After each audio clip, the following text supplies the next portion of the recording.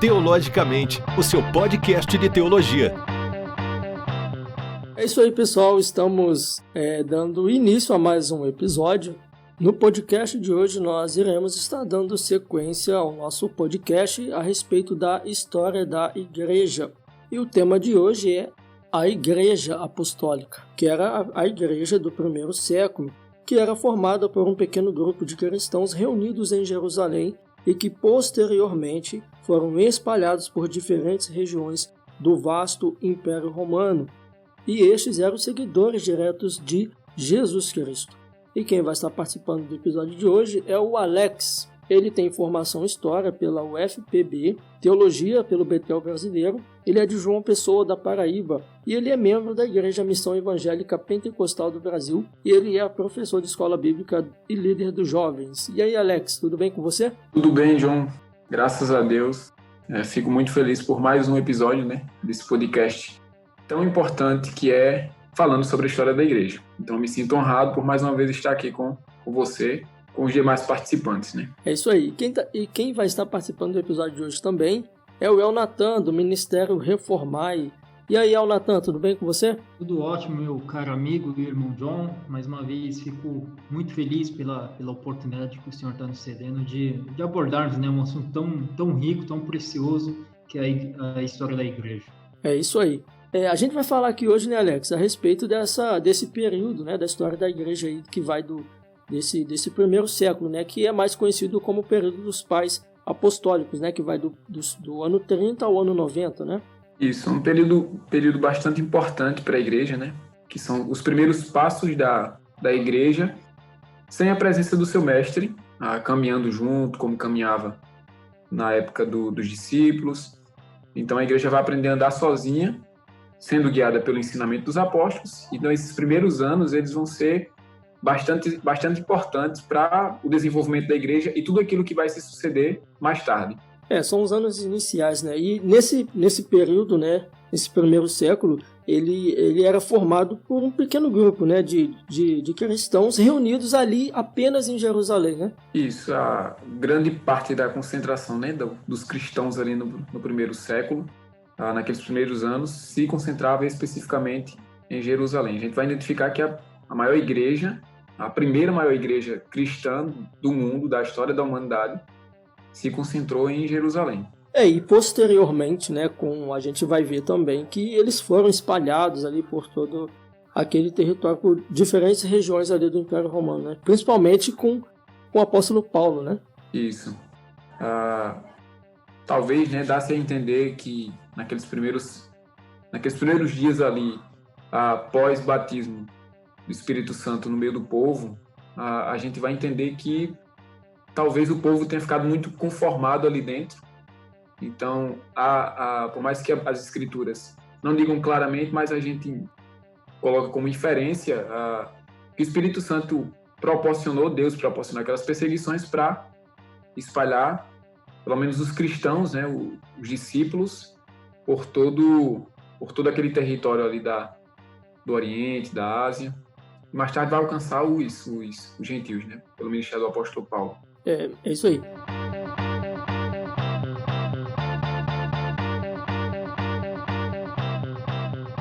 Alex, a gente vai ver que o contexto cultural da época ali era basicamente dominado pelo Império Romano, tinha outras religiões, tinha outros grupos religiosos ali. Mas como é que era esse grupo religioso, como é que funcionava o Império, a questão política, como é que era assim nesse primeiro período? Pois bem, a gente falou um pouco sobre o contexto do Império Romano ali no período da plenitude do tempo. Uhum. E pelo menos esse primeiro século, esses primeiros anos que coincidentemente são os anos em que Cristo nasce, cumpre seu ministério aqui, o contexto do Império Romano vai estar passando por uma grande e relativa paz, que seria a Pax Romana desde o período lá do Otávio Augusto.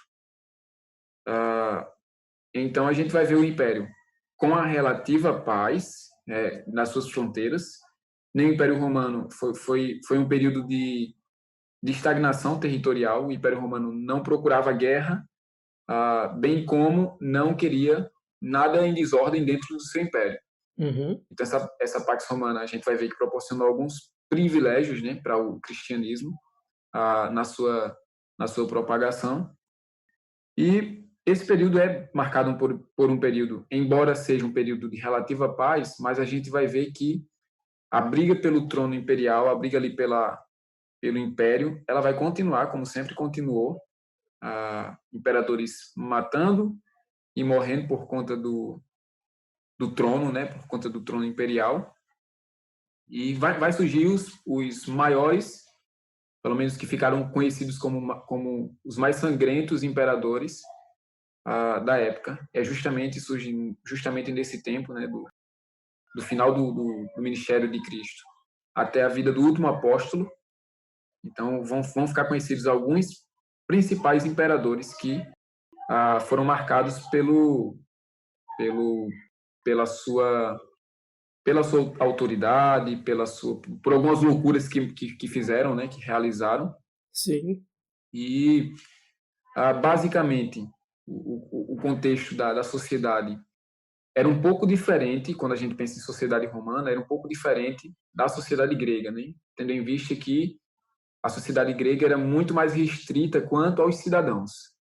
Considerar cidadão, só homem seria considerado cidadão, homem livre, e os romanos já tinham uma abertura uma maior abertura para as mulheres participarem ali da sociedade. Então, parece-me, quando a gente olha para o Império Romano naquela época, não é um império tão bárbaro que não se aproxime, não chegue a se aproximar da nossa realidade hoje, entende, John? Uhum. Tendo em vista que eles já falavam sobre democracia, já falavam sobre liberdade, já falavam sobre escolhas, certo? Que a própria ideia da religião propunha isso, porque o Império em si ele desfrutava de várias religiões, de várias crenças, de vários segmentos.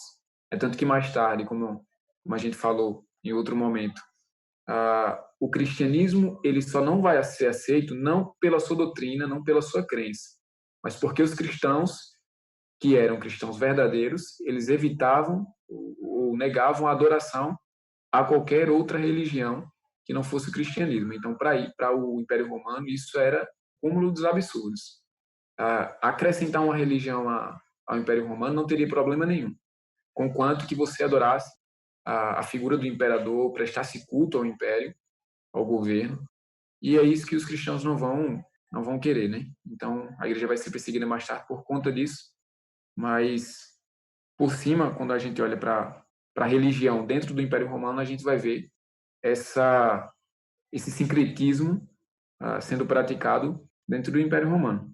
Então, a sociedade vai se dividir basicamente em livre e escravo. Escravidão nessa época é muito diferente do que a gente pensa hoje. É longe do conceito moderno de escravidão. Escravo naquela época não era por raça, não era por questões raciais, mas sim, e se a gente pegasse o apóstolo Paulo e colocasse ele nesse presente século, coitado do apóstolo Paulo, né? Porque isso. Até quando ele recomenda que o escravo volte para o seu senhor, né? A igreja naquele período não pregava a abolição, né, como a gente entende hoje, de escravidão, mas ela entendia que deveria se haver, mas não por conta, como você está falando, né, de questão racial, de etnia, enfim, mas é porque por conta de um grupo dominava o outro, né? E o maior dominava o menor. Isso, era basicamente feito por escravos de guerra, por prisioneiros de guerra, na verdade. Uhum. Ou tinha duas opções de você virar escravo, né? Ou era ser prisioneiro de guerra, ou era ter dívidas. Você tinha alguma dívida e queria pagar aquela dívida. Sim. Com o seu serviço, né? Seria um serviço obrigatório, então a pessoa se vendia como escravo. Geralmente o pai de família se vendia como escravo para poder pagar a dívida para que os seus filhos, sua esposa, tivessem o que comer em casa. Então, a escravidão ela vai se configurar muito mais por esse aspecto do que o conceito moderno que a gente entende por escravidão, né? Então, a igreja ela vai abolindo aos poucos essa ideia de escravidão, não vai ser uma militância lá em cima, né? Porque até mesmo precisa entender a igreja dentro da sua época, dentro do seu contexto. Então, a gente não vai ver uma igreja com a função primordial de abolir a escravidão, de tornar livre as pessoas. Então, vai ser uma realidade da igreja dentro da sua própria realidade, entende? O irmão, o irmão até comentou uma coisa interessante, que eu gostaria até para o irmão argumentar mais em cima, que é a respeito da religião romana, né? O irmão bem destacou que os romanos, eles tinham vários deuses, aceitavam diversas religiões, desde que as pessoas adorassem os deuses romanos, prestassem culto ao imperador e tudo mais. Mas, por exemplo, quanto ao judaísmo, porque a igreja ainda está imersa, né, nessa esfera judaica, então os primeiros cristãos ali eram judeus, porque os judeus também eles não aceitavam adorar outro deus a não ser o Deus de Israel. E como que era esse embate aí entre os judeus e Roma, né? A gente viu até que tinha um grupo, os zelotes, né, entre os judeus, como o Simão Zelote, que era aqueles que brigavam, né, por uma revolta contra Roma. E como que era essa convivência, como Roma lidava com os judeus, por exemplo? Havia um certo tipo de tolerância dentro do Império Romano quanto aos judeus. Só que, quando tendo em vista que havia essa tolerância, havia um tipo de acordo entre os judeus e os romanos, que os romanos davam liberdade aos judeus de cultuarem, de fazerem da sua forma o culto. Por diversos, quando a gente olha para trás, para a história do judaísmo, para a história do povo judeu, a gente vai ver alguns governos que foram intolerantes completamente com o judaísmo. Eles eram impedidos de prestar culto a Deus, e tiveram outros governos, outros domínios sobre o povo de Israel, que, de certa forma, abriram para que eles pudessem cultuar, claro, com restrição dos seus costumes, mas pudessem cultuar ao seu Deus. Quando chega no Império Romano, na época do Império Romano, há um certo tipo de tolerância partindo do Império Romano para o povo judeu, para que eles tivessem liberdade de fazer da forma que eles costumavam fazer. Só que quando surge o cristianismo, por exemplo, a gente vai ver que o cristianismo era muito mal entendido tanto pelos judeus quanto pelos romanos. Os romanos olhavam para os cristãos e não via outra coisa a não ser judeus que acreditavam em Cristo. Na verdade, aquela primeira igreja ali que começou a se formar, eles não tinham a consciência de que eles eram cristãos e o povo judeu era povo judeu, não. Era todo mundo judeu, todo mundo fazia parte do judaísmo ainda. Eles iam para o templo, eles guardavam o sábado, eles cumpriam toda a lei do judaísmo que era proposta para eles. A diferença é que, assim como com o apóstolo Paulo, eles acreditavam que Cristo consumou todas as coisas, era o cumprimento da profecia do Antigo Testamento, só que os judeus vão olhar para os cristãos daquela época, não vendo nada mais, nada menos do que uma seita do judaísmo. Então, não é do dia para a noite que a gente vai olhar para os cristãos dormiram judeus e acordaram cristãos, né?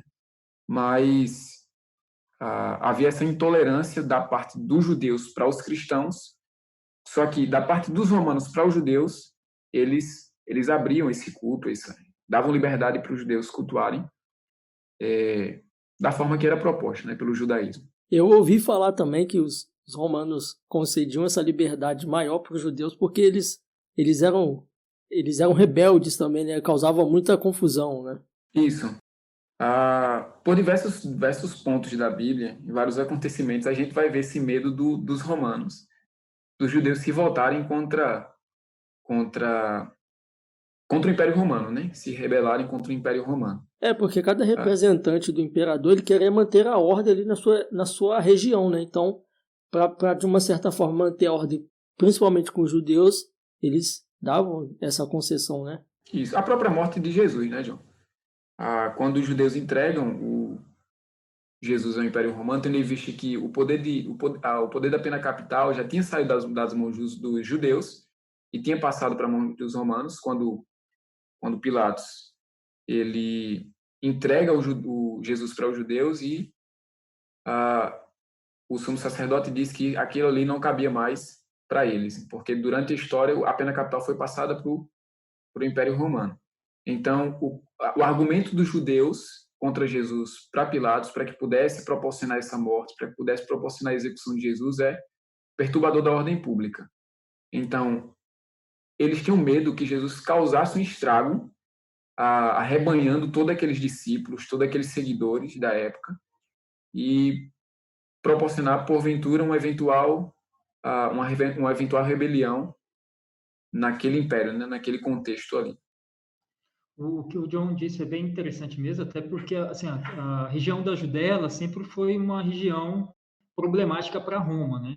Ao ponto de que os romanos, olha o nível, né, de se pensar no Império Romano que, que gostava de ter seu estandarte, sua bandeira e tudo que é canto de território romano, mas Isso. quanto aos judeus, eles abriram uma brecha de aceitar que os próprios judeus tivessem a sua própria guarda no templo, né? Então nem havia soldado romano no templo. Olha o que Roma fez, né? Então, assim, para aceitar a paz. Em troca disso, né, eles queriam a paz. Então, as lideranças religiosas tinham essa liberdade, mas em troca a Roma só permitia mediante a paz, né? Isso.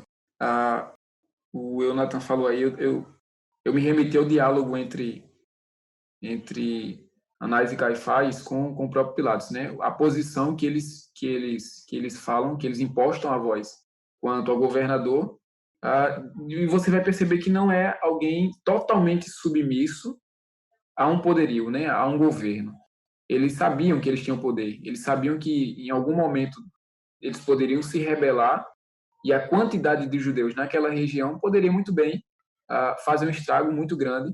Não sei se alcançariam a liberdade, provavelmente não, mas poderia causar um estrago muito grande naquela região ali dominada pelo Império Romano.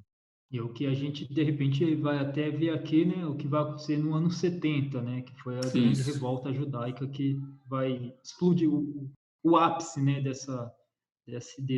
desses nervos à flor da pele entre judeus e romanos. Né? Verdade. E é no ano 70 que a gente vai ver aí, né, depois o grande racha, né, entre o que era o judaísmo mesmo e o que era o cristianismo. Agora, Alex, é verdade que esse período apostólico ele começa ali em Pentecostes, né, em Atos capítulo 2, e termina com a morte de João? Isso, é um período onde os discípulos, né, estavam caminhando com Jesus, vão iniciar o seu ensino, aquilo que eles aprenderam, vão entender. É um período de sentimentos mistos, né? É um período em que, ao mesmo tempo, os discípulos que eram discípulos e viraram apóstolos, eles começam a entender os ensinamentos de Jesus de fato, eles começam a viver na prática o que Jesus falava, e na mesma medida que eles começam a entender, eles precisam colocar em prática esses ensinamentos. Eles precisam não só sentir, como passar, como começar a ensinar para a igreja. E a gente vai ver no início, naquele período ali em que a igreja ela se espalha, que os discípulos vão permanecer em Jerusalém, os apóstolos no caso, vão permanecer em Jerusalém. De início, John, parece-me que os líderes, que eram os apóstolos, não eram os principais alvos da perseguição judaica. Por quê?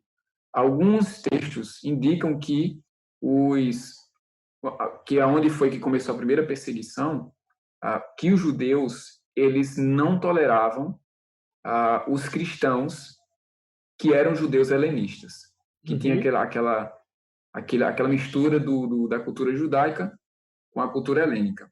Então parece-me que eles vão cair, claro, em perseguição à igreja, só que os mais perseguidos dessa igreja serão os judeus helenísticos, os judeus que tinham cultura helênica.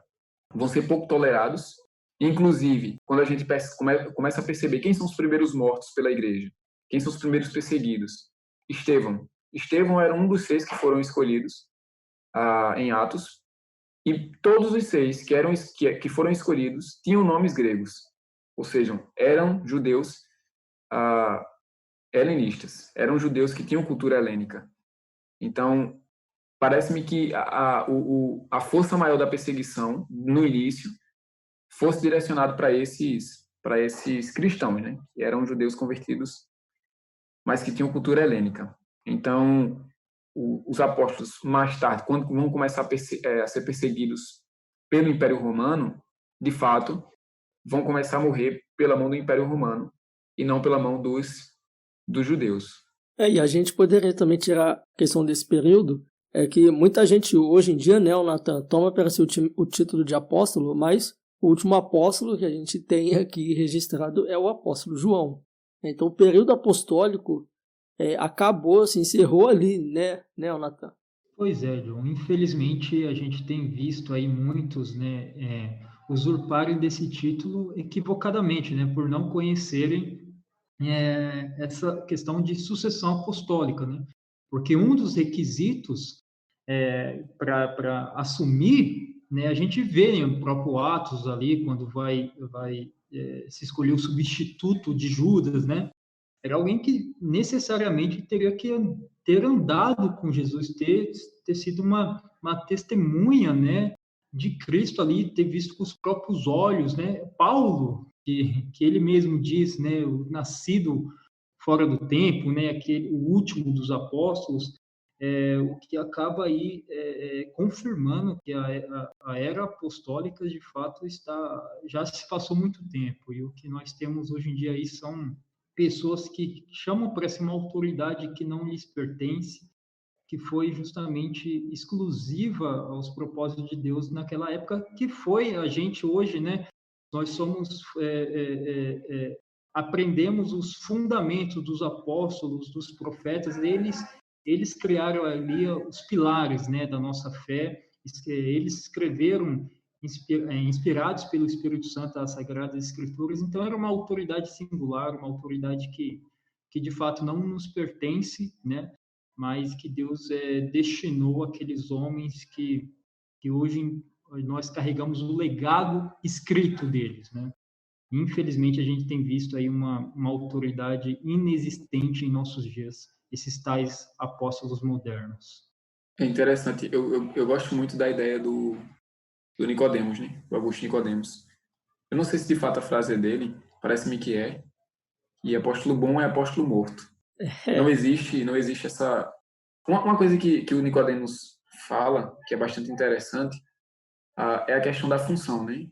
O título em si, da forma que era, não existe mais. A gente já sabe disso. Mas parece-me que, em alguns aspectos, segundo Augusto Nicodemos, algumas pessoas hoje ocupam uma função, nem que seja a um certo nível do apostolado, né? Do ato de ser enviado, do ato de fundar igrejas, de formar igrejas, de ensinar, mas da forma que era o apostolado não existe mais. Graças a Deus por isso. Parece-me que o movimento neopentecostal começou a observar mais um pouco a Bíblia, agora para o mal, né? Não para o bem. E percebeu que, de fato, no Novo Testamento, a segunda maior pessoa do cristianismo talvez fosse o apóstolo Paulo. Então, pelo título, eles acharam por bem, ou pelo menos perceberam que o maior título da Bíblia não fosse de um pastor, mas de um apóstolo. E pegaram isso para si, monopolizaram isso, e resolveram aplicar como um sentido de autoridade sobre outras pessoas. E o povo, infelizmente, por falta de conhecimento, seguem... Hoje em dia tem até pai apóstolo, né, bicho?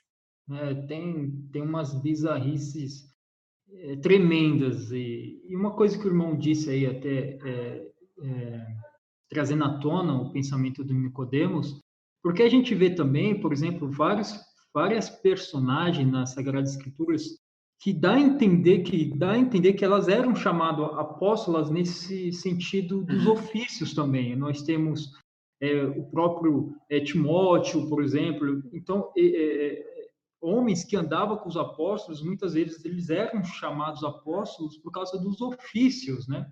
Mas quando a Isso. gente fala agora autoridade apostólica no sentido de impor uma verdade, um dogma à fé, né? Porque, por exemplo, as epístolas paulinas são dogmas inegociáveis à nossa fé, a epístola de Pedro. Então, nessa autoridade é totalmente inexistente hoje, né?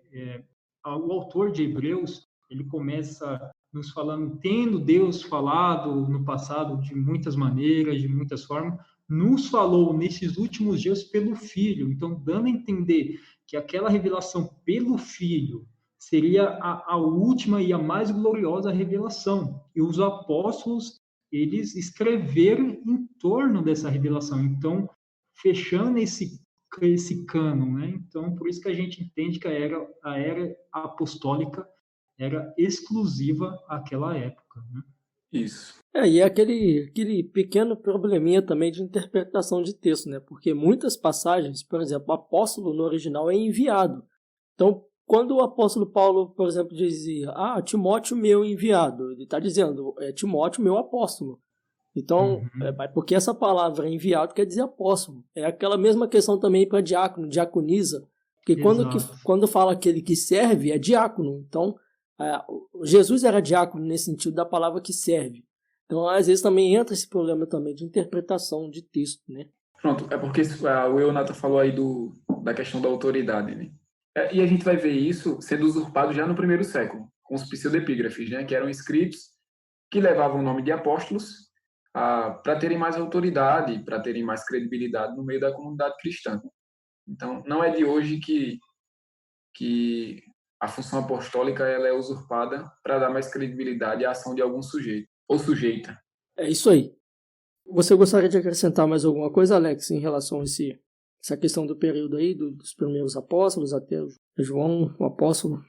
Não, pensando na ideia da morte nesses dias eu vi uma postagem do Franklin Ferreira, se eu não me engano, falando sobre a questão das mortes, né? Tem uma figurinha até que ilustra cada morte, cada causa de morte dos apóstolos. E no final tem a figurinha lá do João, isolado na ilha de Patmos. E eu vi em alguns livros a respeito do período de perseguição, né? A respeito do imperador Domiciano, que é justamente o imperador daquela época. E eu vejo que algumas questões aparecem dizendo que não, Domiciano não perseguiu para matar o João, para pôr fim à vida do João. Ele simplesmente era mais tolerante e colocou o João lá na ilha de Patmos. Só que a gente vai perceber que durante a caminhada de João, houve uma cena, né, que o apóstolo foi jogado em um tanque de óleo fervente, só que não morreu. Por milagre de Deus, ele não morreu. Então, essa ideia do fim do período apostólico, o fim de cada apóstolo ser por morte trágica, só não ocorreu com todos por conta da provisão de Deus quanto à vida do João, né? Mas, por regra, tirando o João como exceção, os apóstolos morreram de forma trágica, muitos deles, espelhando assim aquilo que Jesus falou para eles ainda no tempo do ministério de Jesus, que foi: assim como me perseguiram, que sou vosso mestre, também perseguiram a vós, que vocês são meus discípulos. Então, esse período apostólico ele acaba de uma forma trágica para cada apóstolo, claro, terrenamente falando, né, nessa vida. Então, a igreja vai ter que andar sozinha depois desse período, sem aqueles que viram a Jesus, que caminharam junto com Jesus pessoalmente. E se você quiser conhecer mais aí sobre a vida dos apóstolos, leia o livro de Atos, que é um livro aí que conta bastante acerca daquilo que os apóstolos fizeram sobre a autoridade do Espírito Santo. Agora, de Pedro até Paulo, né? Quais aí foram os principais personagens desse período? Pois bem, né? Vamos falar sobre as duas referências do cristianismo. Parece-me que quando a gente olha para o livro de Atos, que a gente já conhece a história daquele homem que vivia ali com Jesus, que era muito impulsivo, que é a vida de Pedro, né? Que respondia tudo de cara.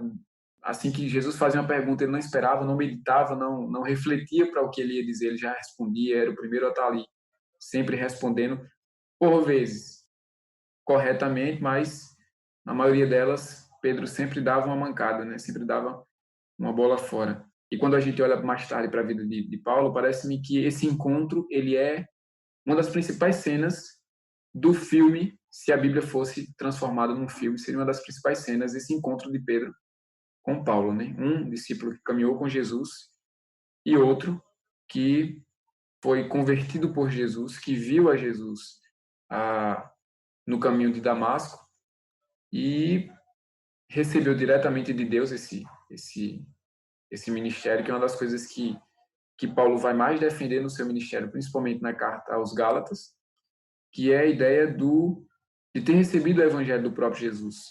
Ele teve um encontro com os discípulos, mas não recebeu de homem algum aquilo que ele pregava, que ele falava, que ele ensinava, mas que quando a gente vai ler Atos, o livro de Atos para esse período é um livro bastante importante. Atos vai ser muito detalhista a respeito de como foi esses primeiros anos, esses 3 anos específicos na Arábia, enquanto ele recebia diretamente de Deus o Evangelho, revelação divina. Então a gente vai ver esse encontro deles dois mais tarde, né? Depois desse período. Vai haver realmente um impasse ali quando Pedro ainda pensando na ideia dos gentios, de não aceitar os gentios, de não conversar com os gentios, naquela passagem de Atos, vai haver um impasse entre eles dois, mas logo Paulo vai pregar o coração de Pedro, não vai ser desentendimento nenhum, não vai causar cisma nenhum, como muitos pensam que causou, mas Paulo vai pregar ao coração de Pedro a respeito do que Jesus já tinha falado na passagem lá a respeito de Cornélio, né?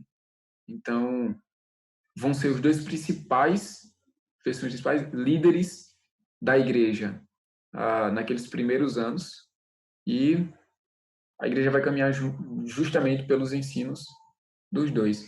Uma coisa interessante, quando a gente fala a respeito da tradição, aquela morte de Pedro, né? A tradição diz que Pedro foi crucificado de cabeça para baixo, mas o que antecede esse acontecimento é bastante interessante. Que é justamente no período em que Nero governa Roma e está à procura dos líderes do cristianismo. E no meio ali ele descobre que Pedro está presente em Roma e Pedro descobre que Nero sabia que ele estava em Roma. E os discípulos, alguns discípulos e dizem, Pedro, Nero está às portas, está vindo aí para pegar você, e Pedro resolve fugir, né? Quando chega, diz a tradição que quando Pedro chega fora da cidade, que ele está saindo de Roma, ele tem uma visão de Jesus entrando em Roma. E ele tem um diálogo com Jesus. Ele pergunta a Jesus o que Jesus faria entrando naquela cidade. E a resposta de Jesus para ele é: eu estou indo ser crucificado mais uma vez. Não sei o que foi que passou na cabeça de Pedro, se de fato isso realmente aconteceu. Talvez ele tivesse pensado em tudo o que aconteceu durante o ministério de Jesus, as vezes que Pedro negou Jesus em sua morte, talvez o que remeteu ali àquela realidade fez com que Pedro voltasse para Roma para ser crucificado, né? E daí vai acontecer aquela famosa história que Pedro pede para ser crucificado de cabeça para baixo porque não era digno de morrer igual ao seu Senhor, mas ambos morrem pela mão de Nero, do terrível imperador Nero, né? Essa história, John Fox, ele conta isso também, né, no livro dos Mártires, né? E nesse período também a gente vê aí que tinha, como a gente falou, do apóstolo João também, né, que foi o último a morrer também. Tinha Bartolomeu também nesse período, né, Alex? Mateus, Marcos. Muito provavelmente, né, falando em João aí, a gente vai pensar também numa época da igreja, em que o João também vai fazer parte dessa grande massa de apóstolos que ensinaram as igrejas que Paulo fundou. Exemplo disso é a igreja de Éfeso, que Pedro vai ser presbítero nessa igreja, vai ser conhecido pelos irmãos da igreja como ancião ou presbítero. Talvez, muito provavelmente, ele tenha levado Maria junto consigo para Éfeso. E os discípulos parece-me que vão tomar rumos diferentes, né?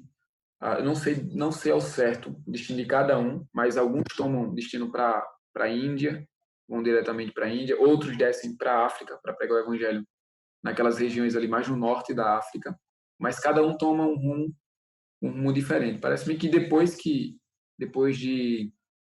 quando o livro de Atos começa a se desenrolar a respeito da vida, da conversão dos gentios no ministério de Paulo, a gente vai ver mais a história desses três, né?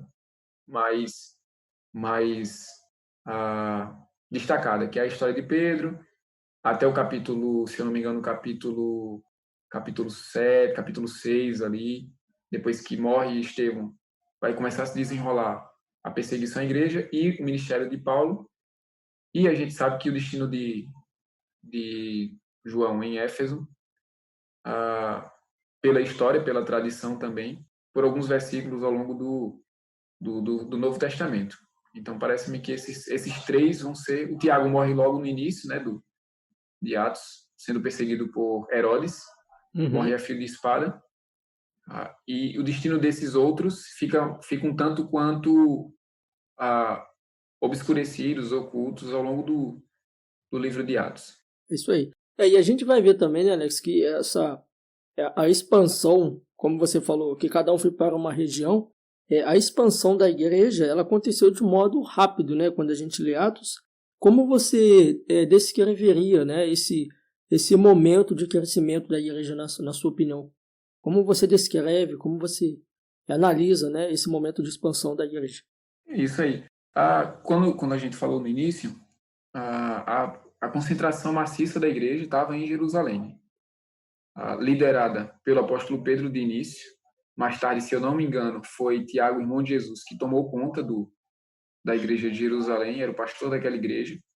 A igreja, aí quando a gente cai no capítulo 6, quando a gente entra no capítulo 7, parece que nas entrelinhas de Atos, a gente vai ver uma troca de narrativa. A atenção agora vai toda para a igreja, sendo espalhada pelo mundo, e ao longo dos anos, parece-me que a igreja de Jerusalém ela perde um pouco a força que tinha no início, até mesmo porque a maior igreja agora vai ser a de Antioquia, né? Onde os cristãos vão ser primeiramente chamados de cristãos, que, diga-se de passagem, não era um nome muito sugestivo, tendo em vista que era um nome mais pejorativo do que como a gente conhece hoje, né? Como a gente se denomina cristão hoje. Era muito mais pejorativo por parte dos cidadãos de Antioquia, mas, enfim, a igreja vai se espalhar de uma forma assustadora pela pregação desses apóstolos, não só pela pregação dos apóstolos, mas a gente vai ver esse evangelho sendo esticado, né? sendo levado primeiramente por Filipe, que era um dos 6 que foi escolhido lá em Atos, um dos 6 diáconos para serviço da igreja, mas parece-me que os diáconos também tinham função de ensinar, de pregar o evangelho. Então a gente vai ver esse evangelho sendo espalhado primeiramente em Samaria, por Filipe. Depois de Filipe sai de Samaria, o João e o Pedro vão para lá, né, tomar conta daquele avivamento que estava acontecendo naquela época. E aí se dá a passagem lá de Filipe, do caminho de Jerusalém, e ali onde ele encontra o funcionário etíope, né, o funcionário real lá da rainha Candace. Então, muito provavelmente, tudo indica que depois da conversão desse oficial, o evangelho também chegou na África, tendo em vista que ele era originado da África. E a gente vai ver não só os apóstolos trabalhando na expansão do evangelho, na propagação do evangelho, como também os próprios discípulos, diáconos que foram escolhidos ali para as funções de serviço da igreja. O que é muito interessante nessa expansão da igreja é um meio pelo qual Deus começou a expandir a igreja, né? Porque nós percebemos, por exemplo, a igreja de Jerusalém ali com todo aquele clímax, né, de união, de comunhão, os irmãos tinham um amor fervoroso uns pelos outros, né? A gente via irmãos vendendo seus próprios bens com o intuito de justamente auxiliar outros irmãos, né? Então, a gente via que eles faziam isso voluntariamente, né? Nenhuma imposição apostólica havia sobre isso, é importante destacar isso. mas a gente viu um clímax, digamos assim, perfeito ali, mas aí Deus traz a perseguição, né? Porque a igreja estava se acomodando a ficar somente ali, né? Aí Deus começa a trazer essa perseguição ao seu próprio povo para que se espalhasse, né? E o interessante da expansão também da igreja, né? Que entende-se que na pregação de Pedro ali na festa de Pentecostes, né, onde havia povos de diferentes regiões, ao ponto de que Paulo ele ouve falar de uma igreja em Roma, sendo que a igreja não havia enviado pelas mãos dos apóstolos, né, pela autoridade apostólica, alguém em Roma. Mas Isso, Paulo, ouvindo falar de Roma, ele se vê no dever de escrever para os irmãos de Roma. Aí nós temos a carta romana, né, Alex? isso. Segundo a Igreja Católica, foi Pedro que originou essa igreja, né? Mas a Bíblia não deixa claro essa realidade. Claro que por trás do argumento da Igreja Católica Romana está a ideia do primeiro Papa, né? Da Uhum. primeira autoridade, não só dada por Deus, mas representada pelo próprio Deus aqui na Terra. Então a gente tem uma dificuldade histórica a respeito disso e não se sabe ao certo quem originou aquela igreja em Roma, mas tudo indica que não foi o apóstolo Pedro. O Jonathan falou uma coisa interessante aí a respeito da realidade da igreja de Jerusalém, né? Da igreja primitiva, aquela primeira igreja ali, o primeiro amor, das primeiras obras. E a gente vai ver alguns pontos que a gente costuma idealizar muito aquela igreja, a igreja perfeita, a igreja, mas que na realidade tinha suas falhas, tinha suas limitações. O exemplo disso é a ideia da perseguição, da perseguição não, do desentendimento que houve dentro do corpo da igreja quanto aos que não eram judeus e aqueles que eram judeus, quanto aos que eram judeus e os que eram judeus helenistas.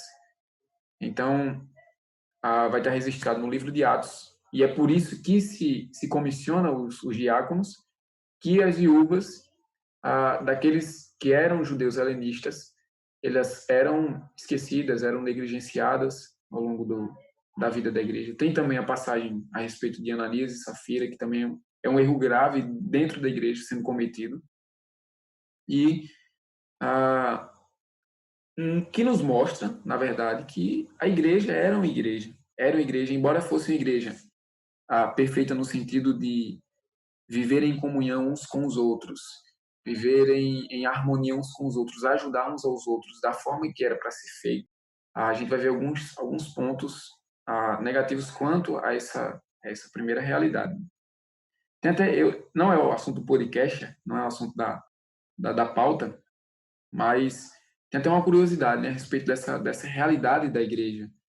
Ajudar uns aos outros, ter tudo em comum, e por ter tudo em comum, é interpretada hoje por alguns segmentos como como se o cristianismo tivesse dado origem ao comunismo, a forma comunista de economia. E a gente vai ver que isso não bate. Primeiro que seria um anacronismo falar que Jesus era comunista ou a igreja em si no início ali era comunista, porque o comunismo prega uma coisa totalmente diferente que foi falado ao longo da história, mas que não estava presente ali naquela primeira realidade, né? E que não, na realidade, o comunismo não é só aquela ideia do ter tudo em comum, dividir os seus bens, ou todo mundo ser igual da mesma forma, como também joga todo o poder para cima do Estado. E a gente vai ver que a igreja não fazia isso. Deus nunca autorizou a igreja de colocar todos os seus bens, suas posses em mão de algum governo, em mão de algum Estado. Mas a igreja em si trabalhava para isso. E a realidade do que a gente vai ver é que Jesus falou que sempre existiriam pobres com eles, inclusive no meio da igreja, inclusive compondo a maior parte da igreja, que era a realidade da igreja. eram os mais comuns, os mais humildes, os mais pobres. Então a gente não vai ver, não tem autoridade para fazer, autoridade histórica e autoridade teológica para fazer essa comparação. A igreja era uma igreja que tinha muitos pontos positivos, mais positivos do que negativos, mas era uma igreja. O comunismo, essa ideia comunista, ela é tão ridícula, porque o argumento de Paulo já detona tudo. Ele disse que aquele que não quer trabalhar não coma. Então, Isso. então já acabou o comunismo aí. Acabou. Não, e o interessante também desse aspecto da gente não criar esse pensamento, né, de que na igreja primitiva era tudo perfeitinho, porque a gente pega também as próprias cartas de Paulo, as igrejas daquela época, Isso. né? A gente, por exemplo, pega a carta da igreja aos Coríntios, né, a primeira epístola principalmente, como aquela igreja ela era foi tão negligente no dever, na santidade, ao ponto de ter irmãos se entregar na prostituição. Então, a igreja, como o irmão bem destacou, era uma igreja de pessoas falhas, né? Então, a igreja tinha seus problemas, como tem hoje, né? Havia heresias naquela época, né? As pessoas pensam, hoje em dia não havia essas aberrações que tem hoje. Pelo contrário, como o Alex já disse aqui no episódio de hoje também, já havia pessoas querendo tomar para si a autoridade apostólica, já havia muitas heresias pondo em xeque a divindade de Cristo, né? Enfim, havia vários problemas já ali, ao ponto, isso é mais à frente, né? Da igreja ver necessário escrever um credo, né? Para dizer, nós cremos nisso, isso que é o correto, né? Para justamente proteger a doutrina santa. Então, de fato, a igreja primitiva ela era uma igreja comum de pessoas falhas, mas pessoas que se esforçavam, se amavam, mas tinham, sem dúvida, seus problemas. A gente vai ver também que nesse período, por exemplo, o que a gente usa hoje, né, internet, redes sociais, Facebook, Twitter, enfim. Inclusive, se você ainda não se inscreveu nas nossas redes sociais, se inscreve lá. Teologicamente Oficial, tanto no Facebook quanto no Instagram e no YouTube também nós estamos lá como Teologicamente Oficial. Mas a gente vai ver, né, Alex, que nesse período eles usavam o que a gente chama de internet, eles usavam cartas para se comunicar. E além de cartas também, eles usavam outros materiais. Que materiais eram esses e para que se era utilizado, além do que eu já falei aqui, esses materiais?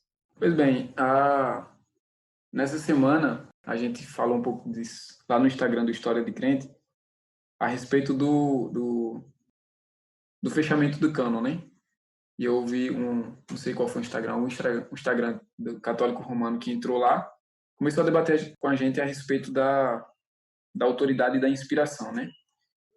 E eu lembro que a gente falou muito sobre essa questão dos evangelhos, que foram escritos posterior à época de Jesus, ao ministério de Jesus. Se eu não me engano, o primeiro que foi escrito, vocês podem até me corrigir aí, se eu não me engano, o primeiro que foi escrito foi o Evangelho de Marcos. Sim, sim.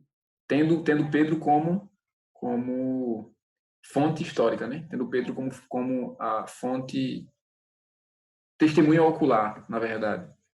E que os outros evangelhos se beberam do Evangelho de Marcos. Então, dentro do Novo Testamento, a gente vai ver vários estilos literários sendo escritos, que isso é uma coisa muito boa. É uma coisa muito boa para quem pensa na ideia de profecia, vendo a Bíblia como uma profecia, como revelação de Deus e inspiração de Deus, que é a ideia o Espírito Santo inspira e revela, independente da forma que é escrito o texto, porque a gente vai ver os evangelhos sendo usados pela igreja, a gente vai ver um livro histórico. Quando eu digo um livro histórico, é um livro que foi feita uma pesquisa apurada segundo o autor dele, que é o Lucas, né, que é o livro de Atos. Tanto o Evangelho de Lucas quanto o Evangelho de Atos foram 2 livros de pesquisa apurada a respeito dos fatos, é por isso que são tão detalhados. A gente vai ver as cartas paulinas, que embora fossem cartas de orientação para a igreja, serviam como autoridade inspirada pela igreja, ainda que fosse como uma carta circular, algumas cartas circularam por todas as igrejas, outras foram específicas, mas a gente vai ver que as igrejas não lidavam com essas cartas de maneira leviana, de olhar para as cartas simplesmente com olhar de orientação segundo aquela necessidade, segundo aquele período, mas como algum escrito que ensinasse de fato o que o Mestre, o que Jesus falou através dos seus apóstolos. E a gente vai ter também a carta de revelação, né? Que foi entendida muito bem pelos destinatários da época, nós que quebramos a cabeça hoje, nós ocidentais do século XXI, que quebramos a cabeça, que temos várias escolas interpretativas do livro de Apocalipse, mas que para os primeiros cristãos eles entenderam perfeitamente o que estava sendo escrito, que estava sendo orientado. Então, Lutero também não recomendava os seus pregadores a pregar em Apocalipse, não, porque ele achava que era um livro muito difícil de interpretar. Hein? Rapaz, se a gente for analisar o que Lutero pensava de alguns textos canônicos, não só no livro de Apocalipse, mas também no livro de Tiago, né? Sim, mas ali no contexto mais doutrinário, talvez não. Lutero entendeu equivocadamente o que Paulo diz em Tiago. Mas uma coisa interessante, John, a dificuldade desses livros mais tarde, né, de entrarem no cânon. Porque alguns livros vão ser aceitos logo de caras. Por quê? Porque a igreja já utilizava esse livro em seus ensinos, em suas pregações. Os evangelhos foram os primeiros a entrar. As cartas de Paulo também. Não teve discussão, dúvida a respeito dessas cartas. Mas quanto a Hebreus, que não tinha autor, e o livro de Apocalipse, por ser um livro que era, na verdade, comparado muitas vezes a outros apocalipses que foram escritos na mesma época, só que o objetivo de um apocalipse para outros foi que o que é que esse apocalipse fala? Fala sobre a consumação dos tempos, a igreja sendo vitoriosa sobre o diabo, sobre Satanás, e Jesus Cristo reinando para todo sempre.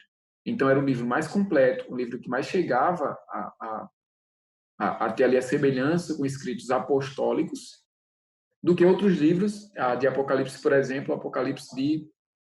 Rapaz, agora eu esqueci o nome do autor, não sei se era Apocalipse de Pedro, que vai simplesmente, talvez fosse um pseudepígrafe, que vai simplesmente dar o fim de tudo na história dos judeus. Eu acho que é de Tomé, eu não sei não.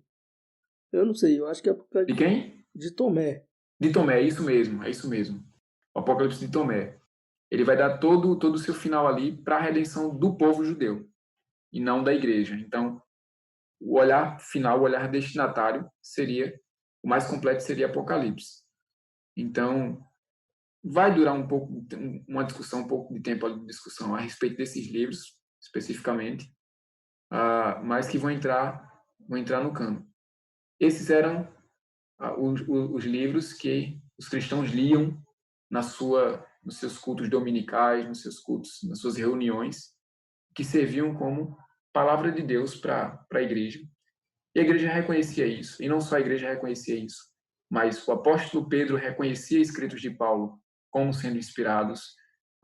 O apóstolo Paulo reconhecia escritos de Lucas como sendo inspirados, e a gente vai ver eles tratando essas passagens, o próprio Novo Testamento, como escrituras sagradas. Cara, isso que você falou, essa questão até mesmo já no Novo Testamento, desse entendimento a respeito dessa inspiração divina, é uma citação, né, de que Paulo faz falando a Timóteo a respeito do boi, né, que não se deve que não se deve tampar a boca do boi enquanto se trabalha. Ele faz duas citações, ele faz a primeira parte da frase de Paulo é de Deuteronômio, e a segunda parte da frase ela não tem no Antigo Testamento. Então é uma frase que Paulo está citando daquilo que Jesus disse que está no Evangelho de Lucas. Então, e ele ainda conclui a frase falando das Escrituras. Então ele entendia também nesse mesmo sentido que esses esses autores também já eram inspirados da mesma forma como os autores do Antigo Testamento, ao ponto de chamarem ela de escrituras, né? Isso, e em 2 Pedro, Pedro vai dizer que alguns escritos de Paulo são de difícil entendimento e que ele até usa o termo lá para as pessoas, os insubordinados, se eu não me engano, deturpam as escrituras de Paulo, assim como deturpam as demais escrituras. É como se ele estivesse colocando em pé de igualdade, em autoridade, os escritos de Paulo com o próprio Velho Testamento. É isso aí. Uma coisa legal de se observar também, interessante, é que havia também naquela época a tradição verbal, né? Como, por exemplo, a gente percebe Paulo citando uma tradição verbal, onde ele diz, se não me engano, está em Atos 20, onde ele fala a respeito de uma fala de Jesus que não está nos evangelhos, onde ele diz mais bem-aventurado aquele que dá do que aquele que recebe, né? Ou seja, é um ensino que não está explícito nos evangelhos, né, nos 4 evangelhos, Eu mas pensei que você ia falar assim, que Deus ajuda quem cedo madruga. Se esse não está na Bíblia, pode colocar que é bom, hein? ou não cai uma folha do pé da árvore, se Deus não permitir. Pois é, exatamente. Não, mas havia de fato também essa questão da tradição verbal, né? Que muitas verdades foram passadas de boca a boca e não foram registradas, mas que nesses registros a gente, como cristãos, sempre crendo na providência de Deus, né? Que aquilo que aprove Deus registrar foi registrado, né? E um grande também assunto para se abordar, talvez em um outro episódio, a própria manuscritologia, né? Tantos manuscritos são milhares. A Bíblia dá de 1000 a 0 em grandes histórias do passado, daqueles que falam, não, a Bíblia é uma mentira, então a pessoa não deve acreditar nada no passado, não deve acreditar em Alexandre, em Aristóteles, não deve acreditar em nenhum desses, porque a Bíblia dá de 1000 a 0 em argumentos históricos sobre esses outros ocorridos na história. Então, a Bíblia ela é respaldada em uma estrutura histórica infalível, né? Aquele que quer, de fato, provar que a Bíblia não... entra aquela questão de Jesus, que Jesus é uma criação de Roma, né? Esses argumentos tão chulos e tão pobres, por falta de conhecimento histórico mesmo. Nem digo, a pessoa não precisa crer em Cristo, né? Basta estudar a história para ver que esses acontecimentos são verídicos. Verdade. E a gente vai contar muito com a testemunha não cristã, né? Lá do primeiro século, e principalmente aqueles que não eram cristãos e eram céticos a respeito do cristianismo. Joséfo, né, por exemplo. Pois é, Joséfo, Tácito, que são fontes extraordinárias que, ainda que não fossem cristãos, testificavam a respeito de Cristo. Então a gente vai ver essas testemunhas não cristãs, além da Bíblia, fora da Bíblia, extra-bíblicos, na verdade, testemunhando sobre fatos que a Bíblia, não que a Bíblia necessitasse de prova extra-bíblica para poder mostrar que é verdade, a Bíblia não precisa nada disso, mas que muitas vezes tem muita gente que precisa dessas impressões das pessoas que não eram cristãs para poder acreditar que, de fato, o que a Bíblia fala é verdade.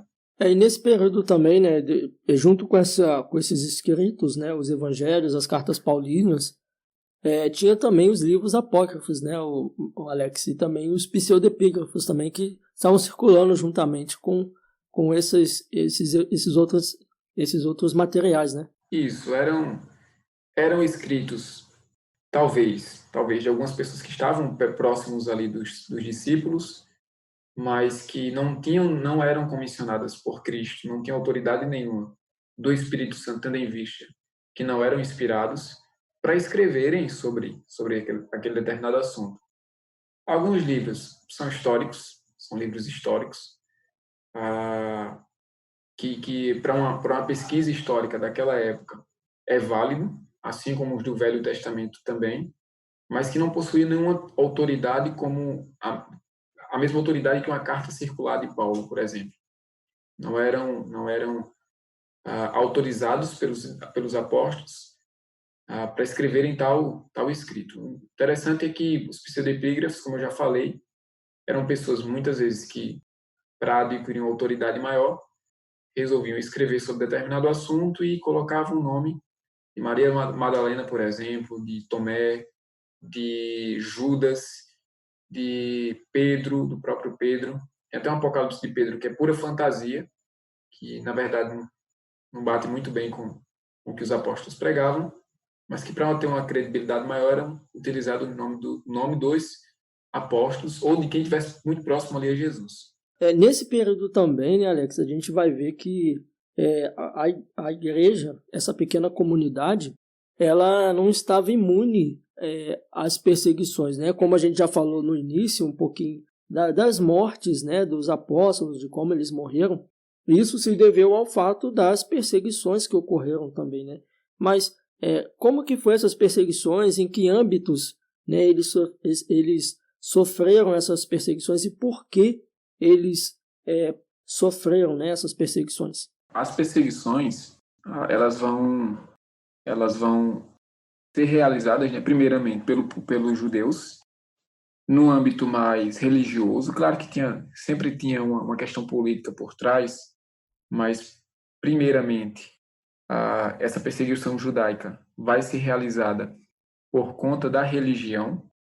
Então, por mais que os primeiros cristãos não se considerassem cristãos como a gente conhece hoje, como o termo literal da palavra diz, mas eles se consideravam judeus ainda, que acreditavam que tudo foi consumado por Cristo, acreditavam que Cristo era de fato o Messias.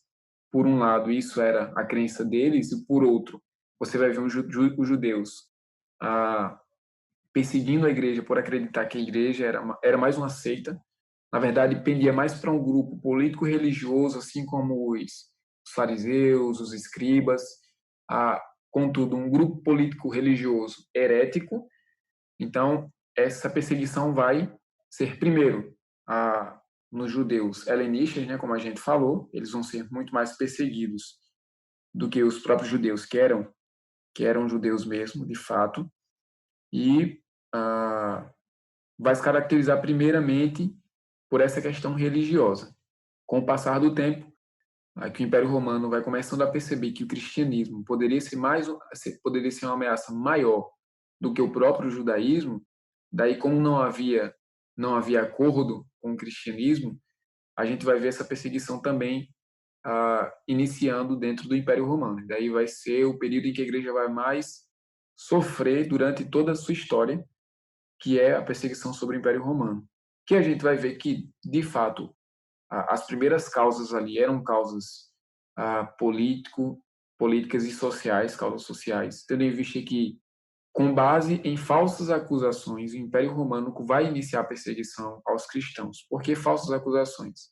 Porque havia um preconceito, uma ideia preconcebida a respeito do cristianismo, que não era sequer comprovado, que era a ideia das falsas acusações que acusavam os cristãos de cometerem incesto, porque os maridos e esposas chamavam uns aos outros de irmãos, e daí, quando chegava em casa, mantinham relação sexual como marido e como esposa, e esse discurso de irmão e irmã acabou confundindo a cabeça de alguns, e eles pensavam que, de fato, eram irmãos e irmãs que estavam se relacionando ali. Tem a ideia também do infanticídio, né? Que eles pregavam sobre um menino que nos nasceu, um menino que nos foi dado, e que esse menino precisou morrer numa cruz para resgatar, para perdoar os pecados de muitos naquela época. Então, essa ideia de morte, de criança nascer, de ser a salvação, de aquela criança que nasceu precisar ser morta para poder redimir o povo, dava a entender que era um infanticídio. Tinha a falsa acusação também do canibalismo, né? Que o discurso em cima do texto do cálice, do pão, da minha carne, do meu sangue, vocês precisam comer, vocês precisam fazer isso em memória de mim. Dava a ideia também de que alguém matava alguém naquele culto. Isso piorava mais, em parte, né? Porque os cultos dos cristãos eram de portas fechadas. Então começou alguns surgirem dizendo que o cristianismo estava fazendo ali um complô, um grupo secreto para atacar futuramente o Império Romano. Então eles é melhor prevenir do que remediar. Então começam a de fato questionar com muito mais força os cristãos a respeito disso. E também tem as acusações, para finalizar, né, de os cristãos serem antissociais, tendo em vista que, para o cristão que se convertia naquela época, tudo o que o Império Romano realizava no âmbito social, nas atividades de entretenimento, como arte, como teatro, como música, os cristãos não participavam, porque a certa medida, a certo nível, aquilo ali também requeria dos participantes daquelas funções, daquelas atividades, a adoração a César, a adoração ao Império Romano. Então, os cristãos eram acusados de serem antissociais e de serem contra a humanidade, porque não se envolviam com as práticas sociais do Império Romano naquela época. Então, são acusações assim bastante interessantes, um tanto quanto estranhas, porque eles sequer, isso a gente vai ver no período dos apologistas e polemistas, mais especificamente com os apologistas, que vão defender os cristãos e vão acusar o Império Romano de nem para comprovar essas acusações vocês são capazes. Vocês estão matando cristãos sem comprovar aquilo que vocês acusam. Vocês simplesmente pegam eles, acusam eles de práticas não são práticas específicas deles, eles não fazem isso e simplesmente colocam no cárcere, prendem, batem e matam por falsas acusações. Então, e não só isso, mas também a questão do ateísmo, né? Os romanos vão julgar, vão acusar os cristãos de serem ateus, tendo em vista que o culto dos cristãos não tinha nenhuma imagem palpável, visível do Deus que eles serviam. Então, para os romanos, os cristãos não acreditam em nada, porque não tem nenhuma imagem nos seus cultos. Então, a gente vai ver essas primeiras acusações e essas primeiras perseguições sendo realizadas pelo Império Romano, pelos judeus, primeiramente, e depois pelo Império Romano, que vai ser uma coisa muito mais pesada do que a igreja já tinha visto naquela época. Um estopim que a gente percebe na perseguição também é o caso de Nero, né? Que ele ateia fogo em Roma e acaba acusando os cristãos desse ato, né? Justamente em cima já dessas acusações que o Alex já apresentou, já vê esses boatos rondando ali os cidadãos romanos, e quando Nero, né, por uma utopia em sua cabeça, por um desejo maluco, ele ateia fogo em Roma e acaba acusando os cristãos ali. A gente vê uma perseguição bem forte, né, contra os cristãos ali em Roma devido a essa acusação, né? E também uma coisa interessante nessa perseguição é que os cristãos, eles eram, principalmente nessa parte dos judeus, creio que também despertou muita inveja dos judeus em torno dos cristãos, né?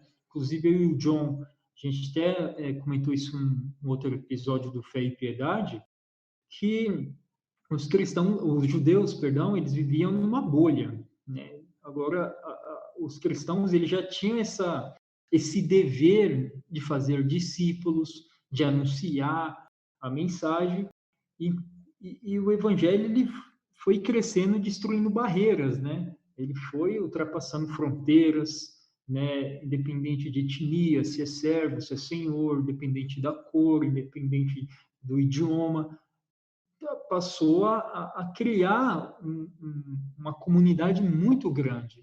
E os judeus aí também, né, desperta essa inveja dos judeus, esse evangelho sem barreiras, uma vez que para os judeus passou a ser uma ameaça, né? Então a gente percebe que o cristianismo ele ultrapassou barreiras que até então eram impossíveis serem ultrapassados. Né? Isso. E até como o Jonathan comentou, uma das causas das perseguições, essa questão social, né? É por conta exatamente disso, né? Porque vinha Roma pregando que havia subordinação, né? Quem era servo, quem era senhor. E esse pequeno grupo ali no início, né? Eles vão chamar um outro de irmão, vai chamar, não vai ter essa ideia de subordinação, todos são iguais, né? Como o Jonathan falou, que não há judeu, não há livre, não há escravo, então não há servo. Então, um dos motivos também dessa perseguição entra nessa questão social, que a igreja ela vem rompendo essas barreiras, vem abolindo tudo isso. E também na questão religiosa, que já havia, né? Quando a gente lê o livro de Atos, a gente vai ver que já existia, né, um sistema religioso estabelecido. E Paulo ele vem pregando a libertação, a gente vai ver até o caso, né, daquela adivinhadora, né, que ela era o trabalho dela aquilo. Verdade. Onde eles chegavam pregando, aí as pessoas deixavam de adorar imagens, né, de financiar esse sistema. Enfim, e essa é a proposta do evangelho. Quando a gente olha para os nossos dias de hoje, essa precisa ser a proposta do evangelho. Ela precisa, se o mundo está de cabeça para baixo, o evangelho precisa apresentar o mundo de cabeça para cima, né? Porque eles vinham pregando tudo contrário ao que estava ali. O sistema romano, o panteão de deuses que havia na época, que no caso pregava um só Senhor, que era Jesus. Então, esses também, né, foram um dos motivos aí da perseguição ali desse primeiro grupo no primeiro século. Né?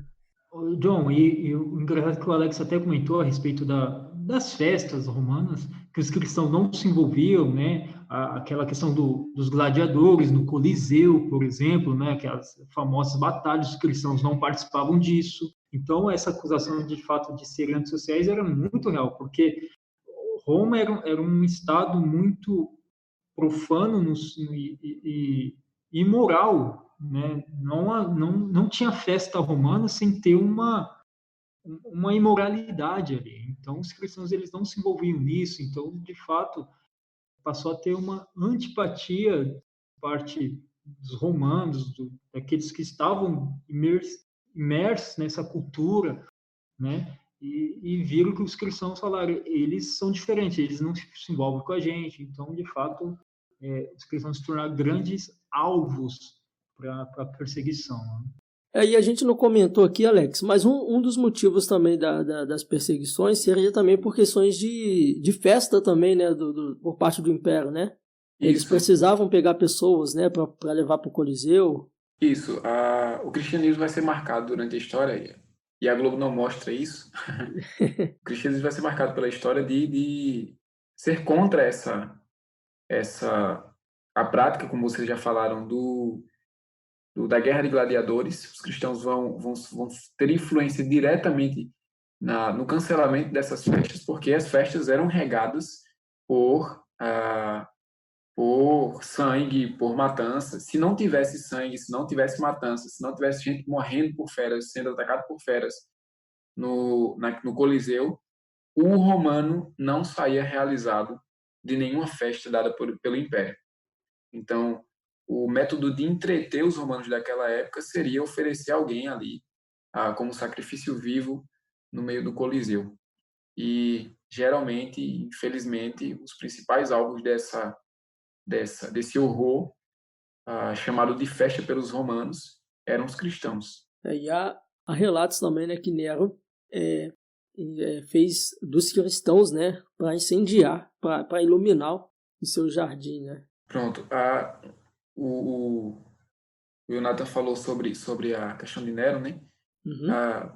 O Justo Gonzalez fala que Nero, no meio do fogaréu lá, no meio do incêndio de Roma, proporcionado pelo mesmo, ele fica na Torre de Mecenas, no cume do Monte Paladino, vestido como um ator de teatro, tangendo sua lira e cantando versos acerca da destruição de Troia. Então, aí daí a gente vai ver, primeiramente, nesse ato. Na verdade, na vida toda de Nero, a gente vai ver essa insanidade dele, a ponto de matar sua própria mãe, que também colocou ele no trono. E a respeito Ele tirou a própria vida, né? Isso. A respeito da testemunha extra-bíblica que a gente está falando agora, o Tácito, ele escreve o seguinte: quando os únicos dois bairros que não são queimados são dos judeus e dos cristãos, e daí Nero coloca a culpa nos cristãos e passa a perseguir os cristãos, o Tácito vai escrever o seguinte: o Tácito era claramente contra essa ideia de que foram os cristãos que queimaram Roma, mas defendia a ideia de que foi Nero que proporcionou esse incêndio. E ele escreve o seguinte: além de matá-los, aos cristãos, fê-los servir de diversão para o público, vestiu-los em peles de animais para os cachorros os matassem, para que os cachorros os matassem a dentadas. Outros foram crucificados e a outros acendeu-lhes fogo ao cair da noite para que a iluminassem. Nero fez que se abrissem seus jardins para essa exibição. E no circo, ele mesmo ofereceu um espetáculo, pois se misturava com as multidões, disfarçado de condutor de carruagem, ou dava voltas com sua carruagem. Tudo isto fez com que despertassem a misericórdia do povo, mesmo contra essas pessoas que mereciam um castigo exemplar, pois via-se que eles não eram destruídos para o bem público, mas para satisfazer a crueldade de uma pessoa. Cara, olha só que interessante o que Tácito escreve. Tácito diz que a crueldade de Nero contra os cristãos era tamanha que os próprios romanos, que eram cidadãos sanguinários, que o dia a dia dos romanos era morte, era ver gente sendo decepada a cabeça, era matança, era sangue, esses próprios romanos terem pena, terem misericórdia desses homens, desses cristãos que eram mortos, com tamanha crueldade, porque passava do limite para satisfazer um certo povo, e esse mesmo povo que era satisfeito com essa atrocidade, era o mesmo povo que não suportava ver o imperador matando pessoas simplesmente para satisfazer o seu próprio ego, satisfazer o seu próprio desejo. Tanto que ele foi afastado do cargo por conta dessa insanidade, né? Isso. Além de Nero, a gente falou de Nero aqui, né? Sendo um dos piores perseguidores. Quais foram os outros principais perseguidores da igreja nesse período? Ao longo da história vai ter alguns imperadores que quando eles assumem o poder, eles vão ser um pouco mais tolerantes. Outros, e essas perseguições vão começar a ser localizadas em determinadas regiões isoladas, como também vai haver imperadores que vão disseminar a perseguição por todo o império. Um exemplo é Domiciano, né, que de início ele foi um imperador muito calmo, muito brando quanto à realidade dos cristãos, só que no fundo ele defendia as causas de Roma, né? A maioria desses imperadores eles vão defender a restauração do culto do Império Romano. Então, tudo que tiver de religião que não se submeter à adoração, que não se submeter a essa cultura, vamos matar, vamos por fim. Então, quando todo imperador, ele tinha esse desejo de restaurar a religião romana, a cultura romana, as tradições romanas, eles começavam a estender uma perseguição por todo o império. Então, a exemplo de Domiciano, como eu já falei, não matou João porque Deus não deixou. Porque até o ato de matá-lo, ele o fez, mas não conseguiu. Aí a gente vai ver também um imperador chamado Trajano, só que Trajano ele tem uma sacada, né? Ele não gasta dinheiro público para perseguir cristãos. Ele não investe o dinheiro que ele tem para a melhoria de Roma, para a melhoria do império, simplesmente para perseguir cristãos. Mas ele diz o seguinte: a gente não vai sair por aí perseguindo cristãos, mas aquele que for denunciado como cristão, ele vai comparecer ao júri, vai negar a Jesus, vai negar a crença dele para poder sobreviver. Se ele não fizer isso, ele vai morrer. E, inclusive, o Plínio, o governador da Bitínia, ele envia uma carta para Trajano para pedir conselhos a Trajano de como tratar com cristãos, porque até então Plínio não tinha tido essa experiência. Então, aí Trajano vai falar uma coisa muito interessante. Quando Plínio pede para que eles conselho para Trajano vai pedir para que ele peça para que aqueles cristãos invoquem aos deuses e adorem o imperador, oferecendo vinho e incenso diante da sua estátua, e que possam amaldiçoar Cristo. Quem seguir essas instruções ao pé da letra, de fato, não é cristão. Aí ele vai falar uma frase bastante famosa. É impossível obrigar os cristãos verdadeiros a fazerem essas coisas. Então, se o cristão não fizer isso, se a pessoa não fizer isso, ela é um cristão verdadeiro. Então, se você quiser matar, prender, pode fazer, porque aquela pessoa nunca vai se dobrar ou nunca vai se submeter a essas práticas. E a gente também vai ter o Marco Aurélio, né? Que daí ele vai também avançar com a perseguição sobre a igreja, mas com o argumento de que todas as causas de catástrofes naturais que ocorriam em Roma, tanto catástrofes naturais como alguma perda no exército romano, quando alguma perda territorial, ele vai colocar essa culpa em cima dos cristãos. Os cristãos novamente vão ser bodes expiatórios na mão de imperadores que vão sofrer perseguição por conta dessas falsas acusações, desses falsos crimes que os imperadores diziam que os cristãos cometiam.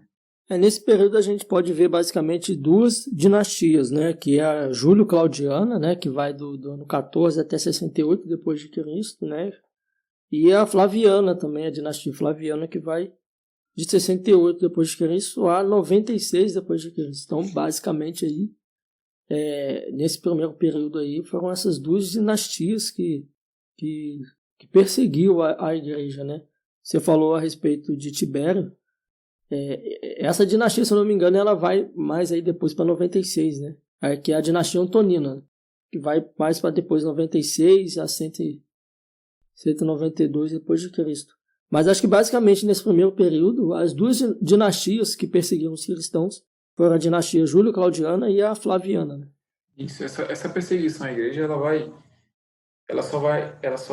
igreja só vai encontrar um momento para respirar, se dizer, estamos fora de perigo só no quarto século, quando surge o Constantino, né?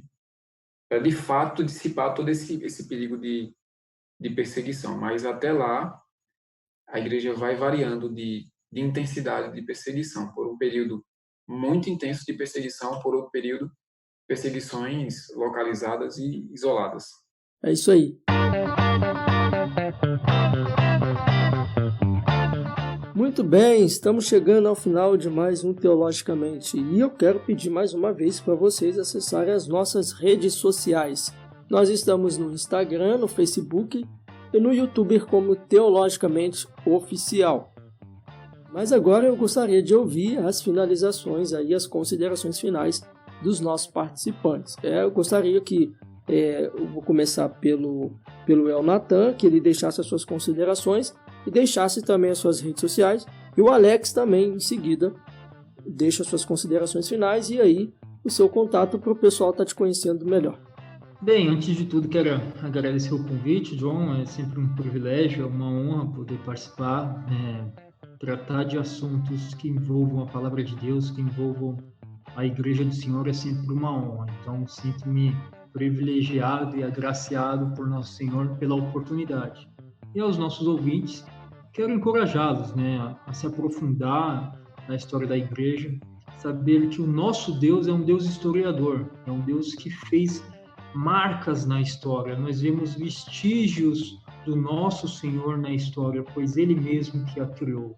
Assim como foi lá em Israel, onde Ele mandava Israel criar monumentos, fazer marcas onde houvesse um acontecimento importante para com o povo, Então Deus mandava o povo fazer, seja uma festa, seja um monumento, para lembrar daquele momento.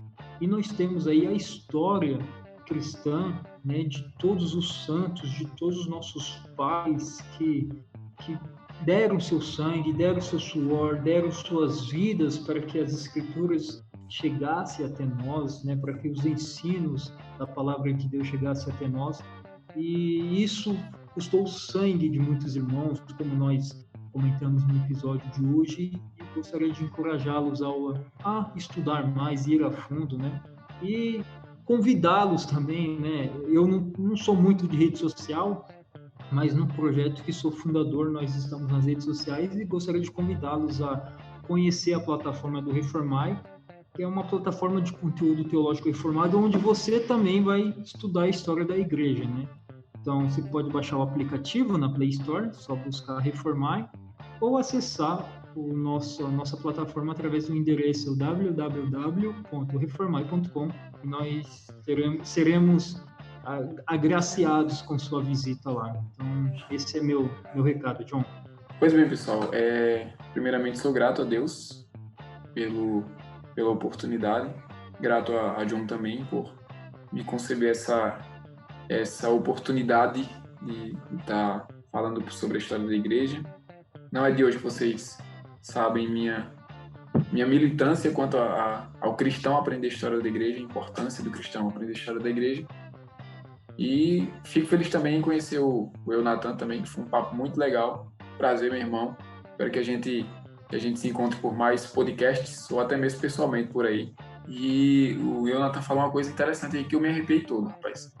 Deus é um Deus historiador. Muito bom, muito boa definição. Então, se vocês quiserem aprender e saber um pouco mais sobre a história da igreja também, a gente está no Instagram para falar sobre a história da igreja.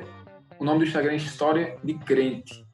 A gente começou a gravar alguns vídeos para o IGTV, lançou uns 2 agora no YouTube, a gente está iniciando no YouTube agora.